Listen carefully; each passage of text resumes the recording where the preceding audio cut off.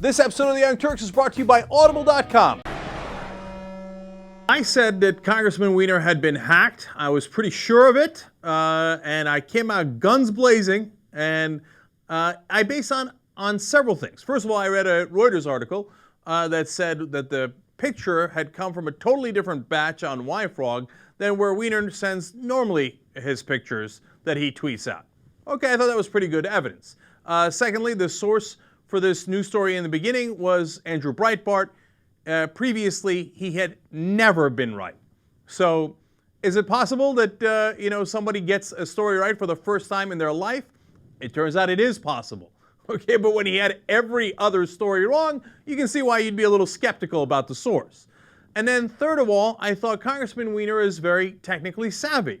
Now, a guy who's technically savvy is not going to tweet things in public. What kind of an idiot would do that? Well, it turns out that I was wrong on several counts. First of all, Congressman Weiner was that stupid. Turns out sources that almost never get anything right from time to time can get something right, in that case Breitbart. And third of all, once you get into the technical details, there was a lot of different ways that he could have been hacked, but it turns out he was not hacked. Okay, so by the way, how did he screw up? Well, he screwed up the direct messaging on Twitter. Apparently, you're supposed to do a D, and he did an @ sign instead. And then next thing you know, well, lo and behold, that message of his Johnson had gone out in public, and he was trying to get it back, and it was way too late. And obviously, you guys all know he came out and apologized, an teary apology yesterday, saying, oh my God, I'd been doing this over and over again. So, I would like to officially say, I regret it. I'm sorry. I'm sorry. That was just my mistake and my bad. I'm sorry. Okay, so that was my bad, my mistake, and I regret it. Hey, look, I blew that call. Now, we realize that Congressman Weiner, it turns out, has many, many more pictures and dirty texts that he sent out. And apparently Breitbart says that he has a full Johnson shot, naked. And Breitbart's such an ass. He comes out and he's like, oh, I have it. And if he challenges anything else I say, I'll put it out there. Well, that's blackmail, okay? And what are you trying to prove? Everybody already knows what he did was wrong, right? He's already confessed to it. And what are you going to be like, ha, here's this naked picture of his penis, ha, ha, but only if he says something bad against me, in which case I'll blackmail him with it. Okay, whatever. I mean, the guy's not a journalist, so you know how it goes. But at the same time, hey, look, as I've said now 2 or 3 times, credit where credit is due. He was right on this story, okay? And so what's next? Should Weiner go? That's the question, right? Me, I say no. I will lose, okay? Because Washington loves a sex story. They're like, oh my God, Breitbart has a naked penis picture. Oh, this is so great. And, there's new women coming out. There's a blackjack dealer in Las Vegas. There's a single mom in Texas. And they're all coming out. And they all, of course, he's famous. They all saved the messages. So it's one after another after another.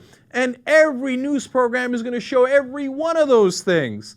So can he survive? In Washington, you can torture people, you can start illegal wars, you can get hundreds of thousands of people killed. Nobody gives a damn. You're not going to get prosecuted, you're not going to lose your job over that. It's not even going to be a scandal. But oh my God, if you sent a dirty text, you're done for, right? So he's in a world of trouble. There's new polls out in New York. They're split. One of them has him still holding on to his job and people saying it's okay. Another one says it's really close, but by a small majority saying he's got to go. But we're just at the beginning of the scandal, right? And now the second part of that scandal is, did he use any public resources? Now look, if he broke laws, he's in a much bigger trouble.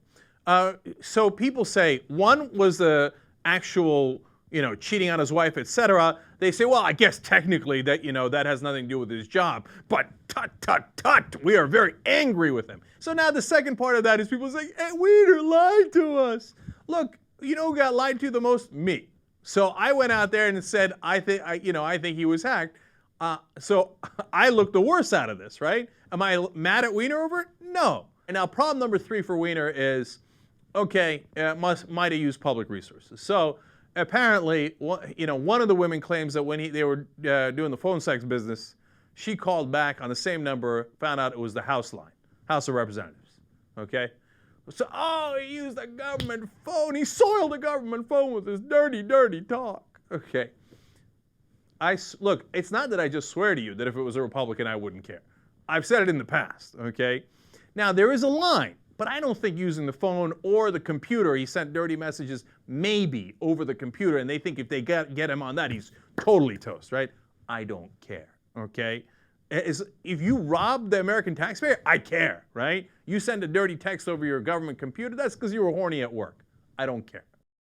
If you don't feel like reading a book and you want to listen to it, all you got to do is go to audible.com and you can download a book onto your iPod or MP3 player. In fact, just the other day, I was listening to 1984, my favorite book. And they have over 75,000 titles to choose from. So you can get a free audiobook if you go to audiblepodcast.com/TYT.